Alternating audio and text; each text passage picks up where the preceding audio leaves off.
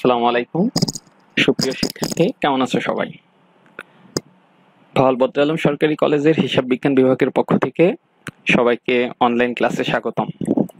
আমি তোমাদের সাথে আছি মোহাম্মদ সৌরভ খান, লেকচারার অ্যাকাউন্টিং, ভাওয়াল বদর আলম সরকারি কলেজ, গাজীপুর। আজকে অনার্স প্রথম বর্ষের প্রিন্সিপাল অফ ফিনান্স কোর্সটি নিয়ে আমরা কথা বলবো। আমরা এই কোর্সের দ্বিতীয় অধ্যায়ে স্বল্পমেয়াদী অর্থসংস্থান, শর্ট টার্ম ফিনান্স নিয়ে আজকের ক্লাস পরিচালনা করব। তো প্রথমে আমরা দেখে নেব যে স্বল্পমেয়াদী অর্থসংস্থান কি। সাধারণত 1 বছর বা তার কম সময়ের জন্য যে অর্থসংস্থান হয়ে থাকে তাকেই স্বল্পমেয়াদী অর্থসংস্থান বলে। আমরা যদি প্রখ্যাত লেখক আই এম পান্ডে তার ভাষায় যে অর্থ 1 বছর বা তার কম সময়ের জন্য প্রদেয় হয় তাই হচ্ছে স্বল্পমেয়াদী অর্থসংস্থান। অন্য আরেকটি সংজ্ঞা যদি আমরা দেখি, ওয়েস্টন অ্যান্ড ব্রিঘহ্যামের, short term finance means the debts originally scheduled for repayment within 1 year। সুতরাং আমরা বলতে পারি যে 1 বছর বা তার কম সময়ের জন্য তহবিল সংগ্রহ করা হলে সেটা হচ্ছে স্বল্পমেয়াদী অর্থসংস্থান। সো যেহেতু 1 বছর বা কম সময়ের জন্য করা হয়, এজন্য এই ধরনের অর্থসংস্থান তুলনামূলকভাবে সহজলভ্য হয়ে থাকে এবং এর ব্যয়ও কম হয়ে থাকে। আসলে এই অধ্যায় থেকে আমাদের মূলত কিছু ম্যাথমেটিক্যাল কোশ্চেন থাকে এবং সেগুলা সলিউশন করতে হয়। আজকে এই ম্যাথ করার জন্য যে টার্মগুলো আমাদের মূলত প্রয়োজন সেইগুলো নিয়ে আমরা একটু আলোচনা করব এবং কয়েকটা ম্যাথ সলিউশন করার চেষ্টা করব। তো প্রথমে আমরা একটু দেখে নিই যে এই শর্ট টার্ম ফিনান্সের ক্লাসিফিকেশনটা একটু দেখে নিই যে কিভাবে কতভাবে আমরা শর্ট টার্ম ফিনান্সিং করতে পারি। Okay, types of short term financing, স্বল্পমেয়াদী অর্থসংস্থান। এটা বিভিন্নভাবে হতে পারে স্বতঃস্ফূর্ত অর্থসংস্থান, স্পন্টেনিয়াস ফিনান্সিং, হতে পারে মানি মার্কেট ক্রেডিট, মুদ্রাবাজার ঋণ বা কমার্শিয়াল ব্যাংক লোন। প্রত্যেকটা ক্লাসিফিকেশনের আবার সাব ক্লাসিফিকেশন আছে, যেমন স্পন্টেনিয়াস ফাইন্যান্সিং এর মধ্যে আছে ব্যবসায়িক ঋণ বা ট্রেড ক্রেডিট, ক্রেতাদের অগ্রিম বকেয়া ব্যয় সমূহ। একইভাবে মানি মার্কেট ক্রেডিটের মধ্যে আছে বাণিজ্যিক কাগজ বা কমার্শিয়াল পেপার, ব্যাংকের স্বীকৃতিপত্র। কমার্শিয়াল ব্যাংক লোনের মধ্যে আছে জামানতবিহীন ঋণ অথবা জামানতযুক্ত ঋণ। এগুলো আবার ক্লাসিফিকেশন আছে কিছু, যেমন ব্যবসায়িক ঋণের মধ্যে রয়েছে খোলা হিসাব, দেয় নোট, ব্যবসায়ী স্বীকৃতিপত্র, এরকম। তো আমাদের মূলত অঙ্ক করতে, আমাদের এই অধ্যায়ের ম্যাথমেটিক্যাল কোশ্চেনগুলো সলিউশন করতে যে বিষয়গুলো লাগবে সেগুলো হচ্ছে ব্যবসায়িক ঋণ, বাণিজ্যিক কাগজ এবং কমার্শিয়াল ব্যাংক লোন, যেটা জামানতহীন অথবা জামানতযুক্ত, দুটাই হতে পারে। সো আমরা এই কয়েকটা টপিকের উপর কথা বলবো আজকে। যেহেতু ফার্স্ট ক্লাস, আজকে আমরা কথা বলবো ব্যবসায়িক ঋণ নিয়ে, যাকে বলা হচ্ছে ট্রেড ক্রেডিট। ওকে, প্রথমে আমরা একটু জেনে নিই ব্যবসায়িক ঋণ বা ট্রেড ক্রেডিটটা কি। আসলে ট্রেড ক্রেডিটটা হচ্ছে যে পণ্য ধারে বিক্রয় বা ক্রয়ের ফলে এই ব্যবসায়িক ঋণটা আসলে সৃষ্টি হয়। যখন কোনো উৎপাদনকারী পণ্য পাইকারি বিক্রেতার নিকট বিক্রি করে এবং পাইকারি বিক্রেতা সেই পণ্য বিক্রি করে খুচরা বিক্রেতার নিকট, এবং খুচরা বিক্রেতা আলটিমেটলি বিক্রি করে হচ্ছে কনজিউমারের নিকট, যে ভোগ করে পণ্যটি। সো এদের মধ্যে যখন ধারে পণ্য বিক্রয় হয় তখন এই ব্যবসায়িক ঋণের সৃষ্টি হয়। সো আমরা যদি গুডম্যানের সংজ্ঞাটা দেখি, ব্যবসায়িক ঋণ এক ধরনের ঋণ যা উৎপাদনকারী পাইকারি ব্যবসায়ী এবং খুচরা ব্যবসায়ী বাকিতে মাল বিক্রয়ের ফলে সৃষ্টি হয়। ঠিক একইভাবে আই এম পান্ডে বলছে trade credit refers to the credit that a customer gets from suppliers of goods in a normal course of business। আসলে ব্যবসায়িক ঋণ এক ধরনের ঋণ যা বিক্রেতা কোনো দ্রব্য বা সেবা বাকিতে বিক্রয় করে ক্রেতাকে সাময়িকভাবে অর্থ সংস্থানের ব্যবস্থা করে দেয়। এখান থেকে আমরা বুঝতে পারছি যে যখন বিক্রেতা বাকিতে পণ্য বিক্রি করে তখন ক্রেতা সেই পণ্যটা নগদ অর্থে কিনতে হয় না, এজন্য তার যে নগদ অর্থ প্রয়োজন হচ্ছে না, এটা তার একটা হচ্ছে অর্থ সংস্থানের উৎস হিসাবে কাজ করে। আর এটাই হচ্ছে ব্যবসায়িক ঋণ বা ট্রেড ক্রেডিট। ওকে, আসলে আমাদের এই ব্যবসায়িক ঋণ থেকে, ট্রেড ক্রেডিট থেকে অঙ্ক করতে যে জিনিসটা বের করতে হয় সেটা হচ্ছে ব্যবসায়িক ঋণের ব্যয়, কস্ট অফ ট্রেড ক্রেডিট। ব্যবসায়িক ঋণের ব্যয়টা কি আসলে সেটা আমরা একটু জানবো। ব্যবসায়িক ঋণের ব্যয় হচ্ছে বিক্রেতা এখানে ক্রেতাকে বাকিতে বিক্রয়ের ফলে একটা সুযোগ সৃষ্টি করে দেয় যে নির্দিষ্ট টাইমের মধ্যে টাকা পরিশোধ করতে পারলে তাকে নগদ বার্তা প্রদান করবে। যদি ক্রেতা সেই সুযোগ গ্রহণ করে তাহলে ক্রেতাকে কম পরিমাণে পরিশোধ করতে হয়, কিন্তু যদি ক্রেতা সেই সুযোগটা গ্রহণ না করে তাহলে ক্রেতাকে অতিরিক্ত মূল্য পরিশোধ করতে হয়। আর এই অতিরিক্ত মূল্যটাই হচ্ছে cost of trade credit. So যদি ক্রেতা সুযোগটা গ্রহণ করে তাহলে তাকে মূল্য পরিশোধ কম করতে হবে। সো এখানে ক্রেতার হাতে অপশন আছে সুযোগ গ্রহণ করা বা সুযোগ ছেড়ে দেওয়া। তাই কস্ট অফ ট্রেড ক্রেডিটকে অনেক সময় অপরচুনিটি কস্ট বলা হয় বা সুযোগ ব্যয় বলা হয়। এরপরে আমরা আসব যে ব্যবসায়িক ঋণের কোনো ব্যয় আছে কি, is there any cost of trade credit. অনেকেই মনে করে যে যেহেতু এটা বাকিতে বিক্রয়ের ফলে সৃষ্টি হয় বা ক্রয়ের ফলে সৃষ্টি হয়, সো অনেক সময় অনেকে মনে করে যে এর ভিতরে হয়তো কোনো কস্ট নেই, কিন্তু আসলে যেহেতু এটা অন্যান্য ঋণের মতো একটা ঋণ, তাই এর মধ্যেও কস্ট আছে, ব্যয় আছে, ব্যবসায়িক ঋণের মধ্যেও ব্যয় আছে, এবং সেই ব্যয়টাই আমাদের হচ্ছে ম্যাথমেটিক্যাল কোর্স হিসাবে বা অঙ্কের মধ্যে সেই ব্যয়টাকে ক্যালকুলেশন করে আমাদের বের করতে হয়।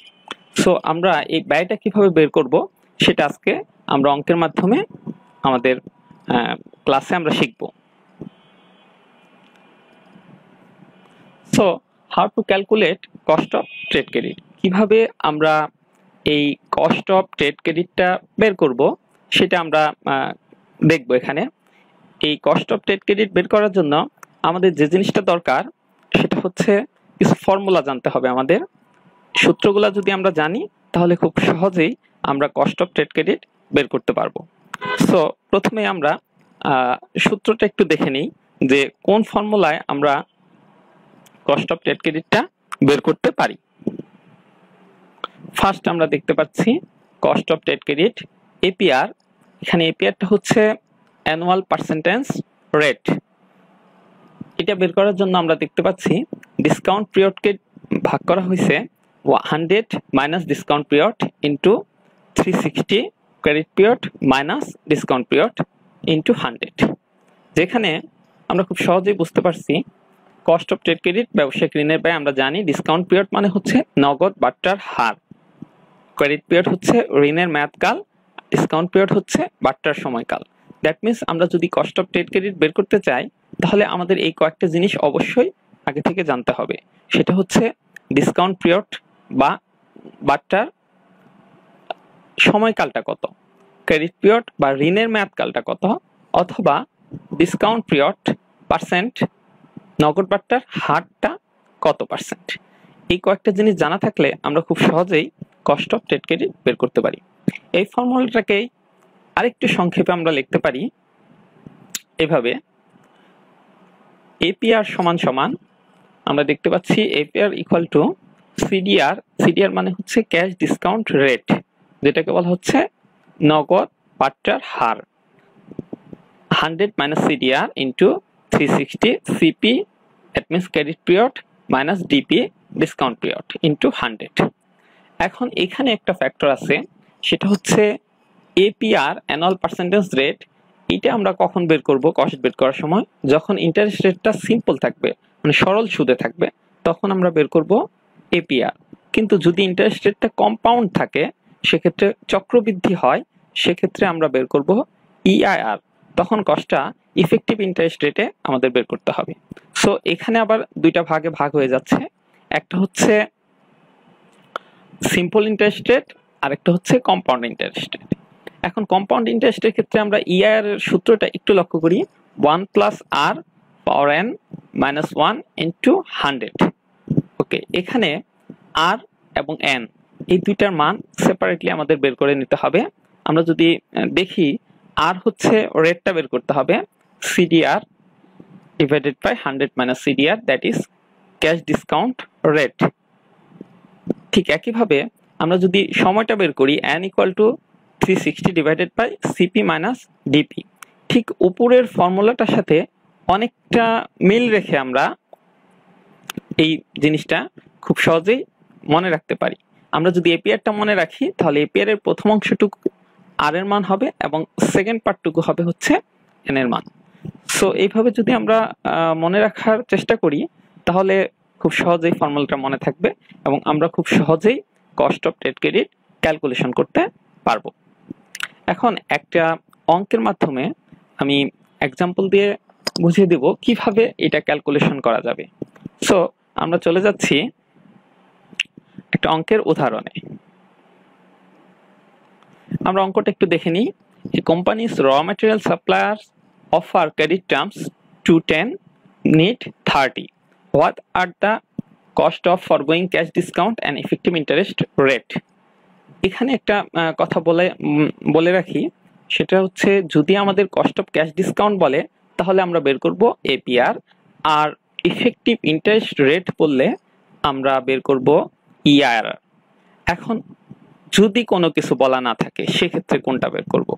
নর্মালি আমরা এপিআরটা বের করব, অ্যানুয়াল পার্সেন্টেজ রেট যেটা, সেটা বের করব। যদি আমাদের কম্পাউন্ড ইন্টারেস্ট কথাটা কোথাও উল্লেখ না থাকে তাহলে আমরা এপিআর দিয়ে করাই হচ্ছে আমাদের জন্য বাঞ্ছনীয়। যেহেতু ট্রেড ক্রেডিটটা হয় নর্মালি 30 দিন অথবা 180 দিন, ম্যাক্সিমাম 1 ইয়ার, সো 1 বছরের কম সময়। সো এই ক্ষেত্রে আমরা কম্পাউন্ড ইন্টারেস্ট বলা না থাকলে আমরা নর্মালি সিম্পল ইন্টারেস্ট দিয়ে এপিআর দিয়ে বের করব। কিন্তু যদি অঙ্কে কোথাও বলা থাকে যে ইফেক্টিভ ইন্টারেস্ট রেট বের করতে হবে, যেমন এই অঙ্কে বলা আছে যে ইফেক্টিভ ইন্টারেস্ট রেট কত, সেক্ষেত্রে আমাদের কিন্তু দুইটাই ক্যালকুলেশন করতে হবে, that is APR and ER. So আমরা এখানে একটা জিনিস একটু লক্ষ্য করি, এখানে একটা টার্মস দেওয়া আছে 2/10 নেট 30। এই জিনিসটা একটু ক্লিয়ার হলে আমরা আমাদের অঙ্ক করা খুব ইজি হয়ে যাবে। যেমন 2/10 দ্বারা কি বোঝাচ্ছে, এখানে বোঝাচ্ছে যে 10 দিনের মধ্যে যদি আমরা টাকা পরিশোধ করি তাহলে বাট্টা পাবো হচ্ছে 2%, আর নেট 30 দ্বারা বোঝাচ্ছে যে 30 দিনের মধ্যে আমাদের অবশ্যই টাকাটা পরিশোধ করতে হবে। দ্যাট ইজ খুব সিম্পলি ভাবে যদি আমি বলতে চাই তাহলে হচ্ছে 10 দিনের মেয়াদের মধ্যে যদি পরিশোধ করি তাহলে 2% হারে বাট্টা পাবো, আর 30 দিনের মধ্যে আমাদের ঋণের মেয়াদটা হচ্ছে 30 দিন, দ্যাট ইজ 30 দিনের মধ্যে আমাদের টাকাটা পরিশোধ করতে হবে।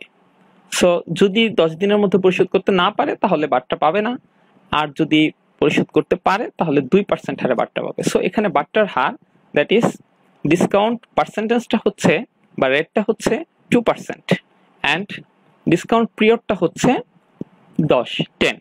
ঠিক একইভাবে ক্রেডিট পিরিয়ড বা ঋণের মেয়াদটা হচ্ছে 30। সো আমরা খুব সহজেই আগের যে ফর্মুলাটা দেখেছি এপিআর এর, সেটা ইউজ করে আমরা খুব সহজেই অঙ্কটা করতে পারি। আমরা একটু দেখি কিভাবে অঙ্কটা হয়েছে। আমরা সূত্রটা আগে দেখে নিই। এপিআর সমান সমান যে সূত্রটা আমরা একটু আগে দেখলাম, CDR 100 minus CDR into 360 CP minus DP, that is credit period minus discount period into 100। এখন আমরা প্রত্যেকটার মান যদি বের করে নিতে পারি, যেমন সিডিআর এর মান কত, সিপির মান কত, ডিপির মানটা কত, এই সবগুলা ভ্যালু যদি আমরা জানি, সিডিআর সমান সমান হোয়াট, সিপি সমান সমান বা ক্রেডিট পিরিয়ড সমান সমান হোয়াট, ডিপি সমান সমান হোয়াট, মানগুলো যদি আমরা বসিয়ে নিতে পারি তাহলে কিন্তু আমরা খুব সহজে অঙ্কটা সলিউশন করতে পারবো। সো আমরা মানগুলো একটু দেখে নেই। সিডিআর হচ্ছে ক্যাশ ডিসকাউন্ট রেট, মানে নগদ বাট্টার হার 2%। খুব সহজে আমরা বের করতে পারলাম, কারণ হচ্ছে আমাদের কন্ডিশনটা, টার্মটা যেটা ছিল 2/10, দ্যাট ইজ 10 দিনে পরিশোধ করলে বাট্টা দেওয়া হবে 2%। সো সিডিআর হচ্ছে আমাদের এখানে 2%। ঠিক একইভাবে আমরা যদি দেখি সিপিটা হচ্ছে ক্রেডিট পিরিয়ড বা ঋণের মেয়াদ। এখানে সিপিটা ঋণটা হচ্ছে 30 দিনের জন্য, 30 দিনে টাকা পরিশোধ করতে হবে। সো আমরা যদি সিপি লক্ষ্য করি তাহলে সিপি ইকুয়াল টু 30 ডেজ। একইভাবে যদি আমরা ডিপিতে যাই, ডিসকাউন্ট পিরিয়ড মানে হচ্ছে বাট্টার মেয়াদ, কত দিনের মধ্যে আমরা বাট্টা পাবো, সেটা হচ্ছে 10 দিনে পরিশোধ করলে আমরা বাট্টা পাবো। সো ডিপিতে হচ্ছে ডিসকাউন্ট পিরিয়ডটা হচ্ছে 10 ডেজ। তো এই মানগুলা যদি আমরা ফর্মুলায় বসিয়ে দিই তাহলে খুব সহজেই আমরা এপিআরটা ক্যালকুলেশন করতে পারি। আমরা একটু দেখে নিই যে মানগুলা বসানোর পরে ক্যালকুলেটর চেপে আমরা যে ভ্যালুতে আসলো সেটা হচ্ছে 36.73%। এটা হচ্ছে আমাদের সিম্পল ইন্টারেস্ট রেটে আমরা খুব সহজেই অ্যানুয়াল পার্সেন্টেজ রেটটা বের করতে পারলাম। কিন্তু যদি আমাদের বলা থাকে অঙ্কের মধ্যে যে ইফেক্টিভ ইন্টারেস্ট রেট, যেটা আমাদের কোশ্চেনে বলা আছে, সেটা বের করতে হয়, তাহলে আমাদের ইআইআর বের করতে হবে এবং এটা নর্মালি এপিআর থেকে বেশি হবে, কারণ চক্রবৃদ্ধি হারে ব্যয়টাও বেশি হবে। আচ্ছা, আমরা একটু দেখে নিই কিভাবে ইফেক্টিভ ইন্টারেস্ট রেটের মাধ্যমে আমরা ব্যয়টা বের করব। যখন ইফেক্টিভ ইন্টারেস্ট রেট ইউজ করব, দ্যাট ইজ আমরা কম্পাউন্ড ইন্টারেস্ট ব্যবহার করতেছি, এজন্য আমরা এখন ইফেক্টিভ ইন্টারেস্ট রেটটা ক্যালকুলেশন করব। ফর্মুলাটা একটু দেখে নিই। EIR equal to 1 plus r power n minus 1 into 100। ঠিক আছে, সো আগে ফর্মুলাটা লিখবো, এরপরে আমরা পার্টিকুলার মানগুলো বসাবো। যে মানগুলো আমরা আগের ফর্মুলাতে একটু দেখে আসছি সেই মানগুলো বসাবো। এখানেও মানগুলো same, CDR 2%, CP 30 days, DP 10 days. এখানে আমরা সেপারেটলি একটু লক্ষ্য করি, আর এবং এন দুইটা ভ্যালু আমাদের আগে ক্যালকুলেশন করে নিতে হবে নোটে। সেই মানগুলা আর এবং এন এর মানগুলো আমরা যদি ফর্মুলাতে বসিয়ে দিই তাহলে খুব সহজেই আমরা এটা ক্যালকুলেশন করতে পারবো। ওকে, তো আমরা প্রথমে আর এর মানটা বের করি। R equal to CDR 100 minus CDR, এবং মানগুলো বসানোর পরে আমরা যে মানটা পাচ্ছি সেটা হচ্ছে 0.020408। ঠিক একইভাবে N equal to 360 CP minus DP. এই মানগুলো বসানোর ফলে আমরা যে রেজাল্টটা পাচ্ছি সেটা হচ্ছে 18। এখন এই ভ্যালুগুলা আমরা যদি সূত্রে ইউজ করি তাহলে খুব সহজেই আমাদের রেজাল্টটা চলে আসবে। আমাদের অবশ্য মনে রাখতে হবে এই ক্ষেত্রে আমাদের সায়েন্টিফিক ক্যালকুলেটর ইউজ করতে হবে এই মানগুলা ক্যালকুলেশন করার জন্য। এবং আমরা খুব সহজেই দেখতে পেলাম যে 43.856% অথবা 43.86% রেজাল্টের ক্ষেত্রে আমরা নর্মালি 2 ঘর ব্যবহার করব, কিন্তু ভিতরের ক্যালকুলেশনের সময় আমরা যত বেশি নিব রেজাল্টটা তত অ্যাকুরেট আসবে।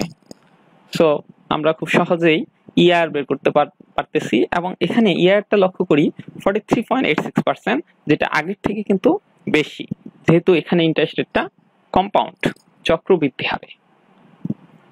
সো এইভাবে আমরা খুব সহজেই ইফেক্টিভ ইন্টারেস্ট রেট এবং অ্যানুয়াল পার্সেন্টেজ রেটের মাধ্যমে কস্ট অফ ট্রেড ক্রেডিট খুব সহজেই ক্যালকুলেশন করতে পারবো।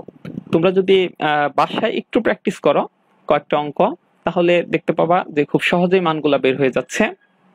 এবং এই ছোট ছোট অঙ্কগুলাই কিন্তু পরীক্ষায়, বিগত বোর্ড পরীক্ষাগুলোতে তোমরা যদি লক্ষ্য করো যে প্রত্যেকটা বোর্ডেই দেখবা যে প্রত্যেক ইয়ারেই চলে আসছে। বিশেষ করে জাতীয় বিশ্ববিদ্যালয়ে যারা আছো সবাই দেখবা যে বিগত সালের কোশ্চেনগুলোতে এই ইফেক্টিভ ইন্টারেস্ট রেট এবং অ্যানুয়াল পার্সেন্টেজ রেট বের করার অঙ্ক 4 মার্কে কিন্তু আমাদের একটা অঙ্ক থাকে বি পার্টে। সো এইভাবে আমরা ক্যালকুলেশন করার চেষ্টা করব। আর একটা বিষয় হচ্ছে যে তোমাদের জন্য কিছু হোমওয়ার্ক আছে, যেটা তোমরা অ্যানুয়াল পার্সেন্টেজ রেট এবং ইফেক্টিভ ইন্টারেস্ট রেট দুইটাই তোমরা বের করবা। আমরা একটু হোমওয়ার্কটা দেখে নেই। হোমওয়ার্কটা হচ্ছে calculate the cost of forgoing a cash discount under following credit term. যদিও এখানে কস্ট অফ ক্যাশ ডিসকাউন্ট বলেছে, দ্যাট ইজ আমাদের এখানে এপিআর বের করতে বলেছে, কিন্তু আমরা খাতায় দুইটাই করব, এপিআরও বের করব, ইআইআরও বের করব। আমাদের 3টা কোশ্চেন এখানে দেওয়া আছে, 3টা কন্ডিশন দেওয়া আছে মূলত, যে 1/10 নেট 20 ইওএম, এখানে end of the month same একইভাবে সেকেন্ডটা বলা হচ্ছে 1/10 net 30 EOM end of the month. লাস্টেরটা বলা আছে 2/10 net 20 EOM end of the month. প্রথমটা যদি আমরা একটু লক্ষ্য করি 1/10, এখানে 10 দিনের মধ্যে যদি আমরা পরিশোধ করি 1%, দ্যাট ইজ আমাদের সিডিআর হবে 1% এবং ডিপি হবে, ডিসকাউন্ট পিরিয়ডটা হবে 10 এবং সিপিটা হবে, ক্রেডিট পিরিয়ডটা হবে 20। ঠিক একইভাবে আমরা পরের অঙ্কগুলো যদি চেষ্টা করি বাসায়, খুব সহজেই আমরা এই অঙ্কগুলা করে ফেলতে পারবো। এবং বইয়ে অনেক প্র্যাকটিস করার জন্য অনেক অঙ্ক আছে, আমরা সেই অঙ্কগুলা করব, পাশাপাশি বোর্ডের যে কোশ্চেনগুলা চলে আসছে সেই অঙ্কগুলো আমরা প্র্যাকটিস করব। সো আজকে এই পর্যন্তই থাকুক। আগামী ক্লাসে আমরা বাণিজ্যিক পত্র বা কমার্শিয়াল পেপার যেটা, সেটা নিয়ে আলোচনা করব এবং সেটার কস্ট কিভাবে ক্যালকুলেশন করতে হয় সেটা আমরা দেখব। সেখানেও আমরা এপিআর এবং ইআইআর দুইটা ভাবে বের করতে হবে এবং কিন্তু ফর্মুলাটা একটু ভিন্ন হবে। আমরা নেক্সট ক্লাসে সেই বিষয় নিয়ে আলোচনা করব। সো তোমরা সবাই ভালো থাকবা, সুস্থ থাকবা। আর একটা কথা হচ্ছে যে যেহেতু এখন করোনা পরিস্থিতি, যথাসম্ভব স্বাস্থ্যবিধিগুলো মেনে চলবা এবং বাইরে গেলে অবশ্যই মাস্ক ব্যবহার করবা এবং সামাজিক দূরত্ব বজায় রাখবা। তো আজকের মতো সবাইকে ধন্যবাদ। ভালো থাকো, সুস্থ থাকো। আল্লাহ হাফেজ।